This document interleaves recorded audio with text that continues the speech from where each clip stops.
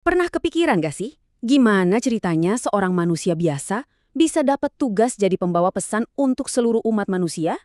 Nah, kali ini kita akan telusuri kisah luar biasa Nabi Muhammad. Perjalanan beliau mulai dari seorang perenung yang mencari jawaban di dalam goa sampai menjadi utusan yang mengumbar dunia. Ya, pertanyaan ini nih yang akan jadi fokus kita. Gimana coba, satu momen di sebuah gua terpencil bisa mengubah takdir jutaan bahkan miliaran orang? Untuk bisa paham, kita harus mundur dulu ke awal, jauh sebelum wahyu pertama itu turun. Jauh sebelum diangkat jadi nabi, Muhammad itu sudah dikenal sebagai sosok yang, ya beda aja. Di tengah hiruk-pikuk kota Mekah dengan segala perdagangannya, beliau justru sering merasa gelisah. Beliau yakin, pasti ada sesuatu yang lebih besar, sesuatu yang lebih hakiki dari semua ini. Dan tempat pelarian beliau adalah Gua Hira, yang lokasinya ada di Jabal Nur. Kalau diartikan, itu gunung cahaya. Wah, poetis banget ya. Tapi ini bukan sekedar tempat buat menyendiri biasa. Ini tuh udah kayak laboratorium spiritualnya beliau. Tempat beliau bertanya tentang alam semesta, tentang penciptaan, dan ya, tentang makna hidup itu sendiri. Nah, proses yang beliau lakukan ini namanya khalwat. Ini bukan sekedar meditasi loh. Bayangin aja ini kayak proses detoksifikasi spiritual. Jadi dengan menyendiri, beliau itu membersihkan hatinya dari semua kebisingan dunia. Mempersiapkan sebuah wadah yang super bersih, super murni untuk menerima pesan agung yang sebentar lagi akan datang.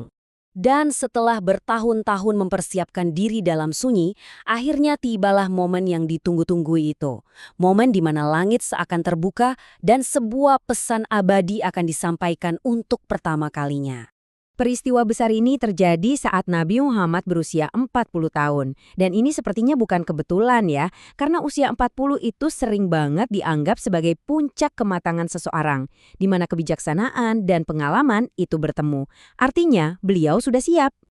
Coba deh kita bayangin situasinya. Di tengah keheningan gua yang pekat, tiba-tiba pecah oleh kehadiran sesosok makhluk yang luar biasa. Malaikat Jibril. Inilah kontak pertama antara manusia dengan wahyu ilahi.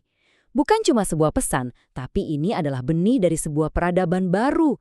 Yang menarik, pesan dari Tuhan ini nggak datang langsung sekaligus kayak satu buku utuh. Nggak gitu, tapi turunnya bertahap. Dimulai dengan satu perintah yang sangat mendasar, tapi luar biasa kuatnya. Perintah yang jadi fondasi dari segalanya. Inilah kata itu. Kata pertama yang turun dari langit, Iqra, yang artinya, bacalah. Perintah dari surah Al-Alaq ini, wow, ini dalam banget.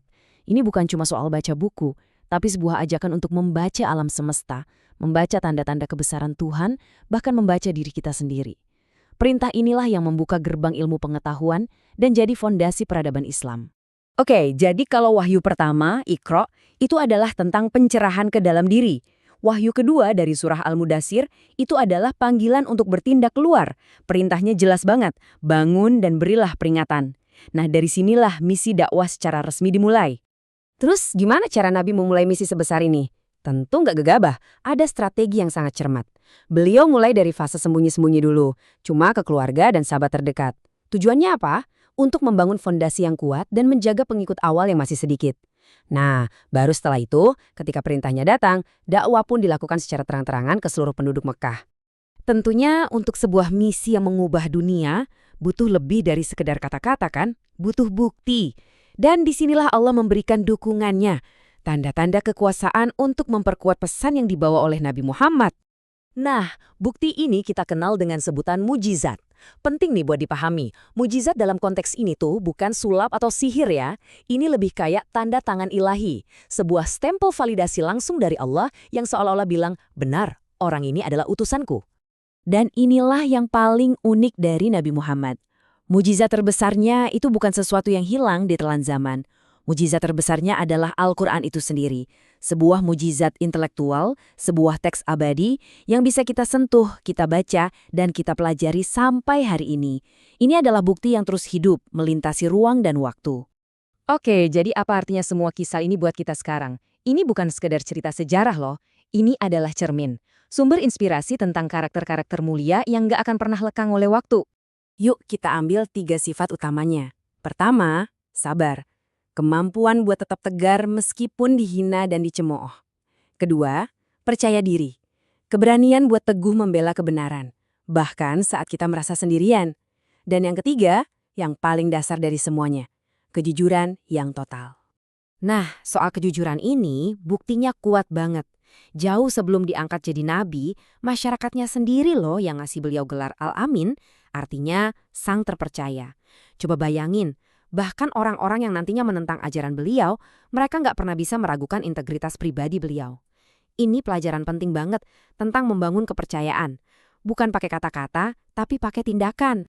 Jadi, kita sudah lihat perjalanannya ya, dari sunyinya Gua Hira sampai gema pesannya yang mendunia. Sekarang pertanyaannya kembali ke diri kita masing-masing. Pelajaran mana yang paling kena buat kamu hari ini? Apakah soal kesabaran dalam menghadapi tantangan, keberanian membela prinsip, atau mungkin kekuatan dari sebuah kejujuran? Coba bawa satu pelajaran itu hari ini. Terima kasih sudah menyimak.